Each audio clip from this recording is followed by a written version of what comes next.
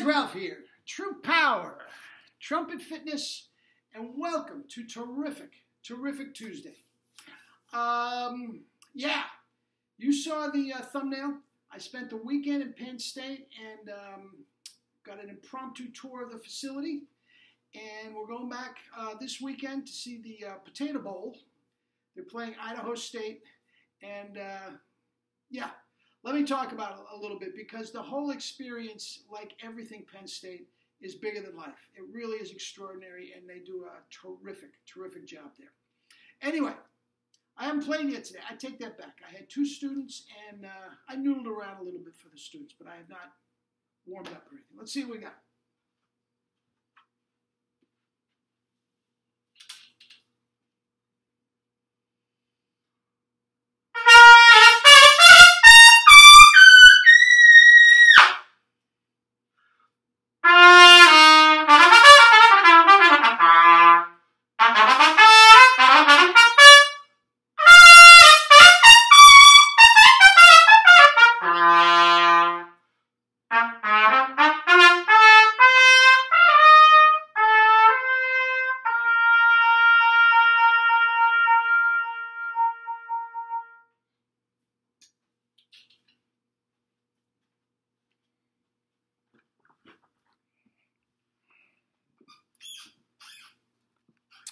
Anyway, no warm-up, not a mark anywhere on the lips.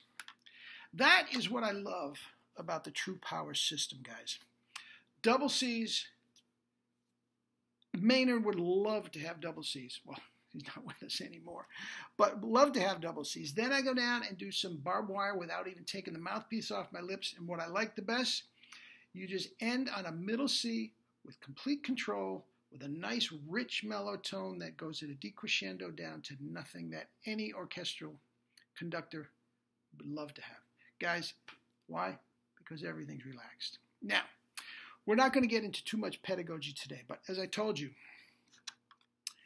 let me give you a little story before we get into the nuts and bolts of Penn State.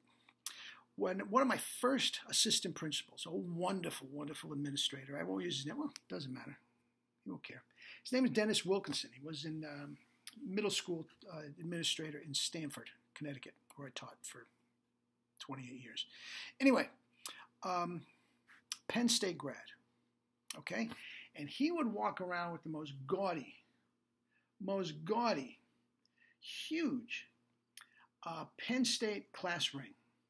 And he'd have the visors, and he'd have the T-shirts, and he'd have the hoodie, and he'd have the Letterman jacket, and all this sort of stuff.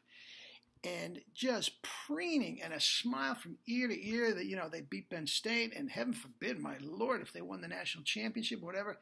He was just all things Penn State. You walk into his office, he's got all this PSU memorabilia around. And we, you know, all right, I'd never been there. Most of the guys that worked at Stanford Public Schools were UConn graduates. It's like, you know, Dennis, relax. Okay, you know, you like your school. He just laughed. He just smiled. Guys, it wasn't until my daughter went to orientation there that I realized, it came right to mind, this is what Dennis was talking about. Guys, the place is extraordinary. The place is extraordinary. It's almost not real life. Now, I did not go to a big state school, okay? I went to a very, very small conservatory, the Mannes College of Music. I believe when I was there was like 250 students. I mean, it was a tiny little, very exclusive conservatory, hard to get into, hard to stay there. You know, your juries, you get kicked out, blah, blah. Anyway, I'm not privy to this big state school experience. Okay, so maybe, you know, the guys who went to UConn are thinking, you know, Ralph, what you're talking about is no big deal, or Ohio State or Michigan or whatever. But to me, it's bigger than life. I mean, there are more students than you can imagine. I mean, there are more buildings than you can imagine. They're just spanking brand new buildings. And because of Joe Paterno and the athletic department, the football, who we're trying to kid, and the football stadium is redonkulous, just redonkulous. And, I mean, they're just tripping over how much money they have, okay? My daughter was there for 5 minutes. She says, I'm going here. That's all there is to it. Now, she was very, very bright and had Ivy League level grades and SATs and all that sort of stuff. Well, honey, no, I'm going here. This is all to it. And I'll tell you what, that took her 5 minutes to get to that point. 15 minutes later, I said, I'm going here. Heck with her. I want to get another PhD. I mean, the place is extraordinary. Now, with all that said, as you can imagine, why would the band be any different? Okay? Now, when we brought her up, several of her very close friends are in the band. And she does a lot of hanging around at the band and everything. And she got one of her buddies to give me a very impromptu tour of the facility.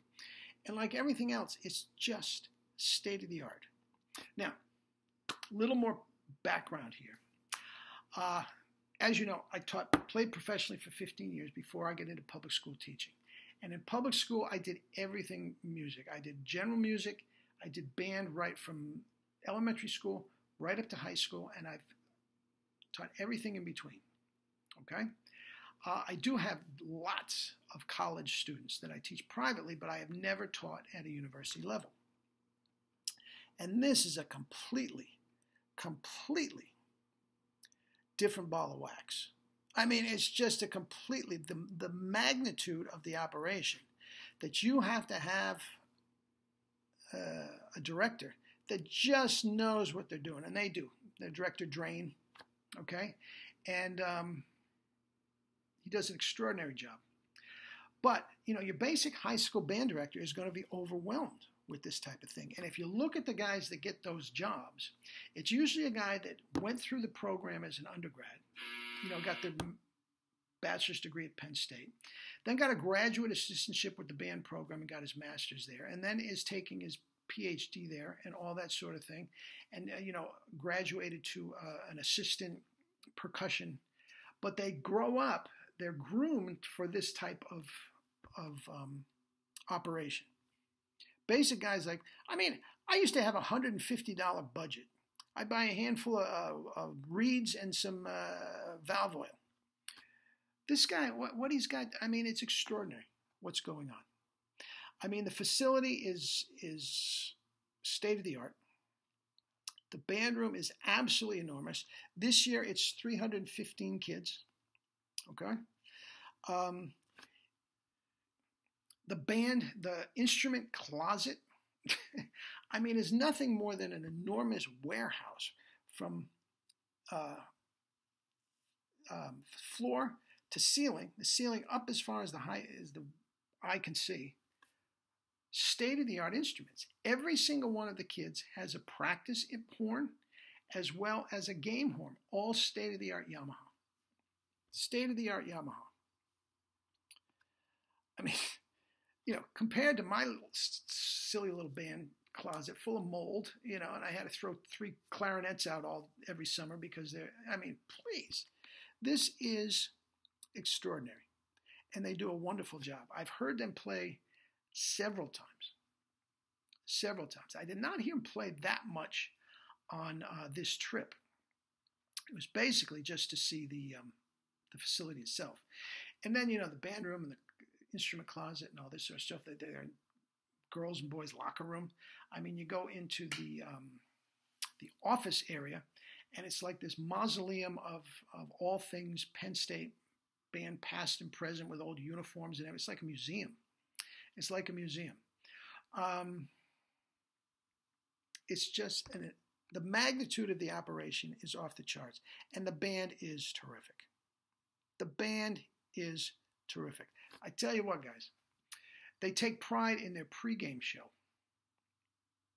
and it's wonderful. You have not lived, guys, until you have been in a stadium of 110,000 rabid Penn State fans, okay? And the band comes out and the place goes nuts, and they've been doing pretty much, I think, if not exact, pretty close to the same pregame routine for the last 100 years, right? And every single person in the stadium knows every word and everything of it, and they're singing the fight song, they're singing the alma mater, "We Are Penn State." It is extraordinary. Then they go into the Star Spangled Banner, which is just tight. intonation, just tight on. No big, extraordinary things, just tight. The Rockets red glare and fireworks go off. I mean, it's amazing. This is before the game even starts. The place is rocking before the game even starts. Then they do their halftime show. The last time I saw, they did a tribute to Billie Holiday. Very, very tasty. Very, very tasty. Then they do a post-game show while people are walking out. It's just a wonderful, wonderful thing. Now, how does this affect us? I want you to think about something, okay? Now, me being a trumpet jock and a brass nerd, okay? Now, listen to this. They have, and I'm going to read them off this year. Or this might have been last year. I'm not even sure. It doesn't matter. Within a number here, a number there, it's always the same. 28 sousaphones, 16 baritones, 36 trombones, 24 mellophones, and 68 trumpets. How can you... Now, I want you to think of something. I have a lot of my subscribers are college students. A lot of my subscribers are band directors, no matter what level, doesn't matter. I want you to close your eyes for a minute, okay? And just let your imagination wander. Think 68 trumpets, 24 mellophones, 36, 16, 28 sousaphones, all playing true power. All spit buzzing before they start. Guys, can you imagine the tone? Can you imagine the sound they would make? It would revolutionize band as we know it. Nobody had ever heard it before. Now, I want you to take it a step further. Close your eyes again. 68 trumpets, all on one SBs. Oh, my God. You'd have 20 guys with legitimate double Cs and all the richness and timbre that goes with the one SB in the lower register. You could play... Oh, please. Think about it. Let your mind wander a minute. Okay? How about a tribute to Duke Ellington? Complete with all the Cat Anderson solos. How about a tribute to Tower of Power with all the Mick Gillette? Ba-da-da-dum. Oh, please. And you have 20 guys playing that solo. Oh, please. A tribute to Wagner, and you have that lower brass doing the Ride of the Valkyries? Oh, please. A tribute to John Williams, and you're playing all that gorgeous Olympic music? Oh, please. On a 1S, oh, please. It would be heaven. It would be heaven. But anyway, I could go on for a long time. As you see, I'm jazzed. But Director Drain and everybody up to PSU, here's one ex-trumpet player and ex-band director that is very, very impressed. Don't ever change. Keep up the good work. Love you all. Eat and drink your fruits and vegetables and live your life with true power.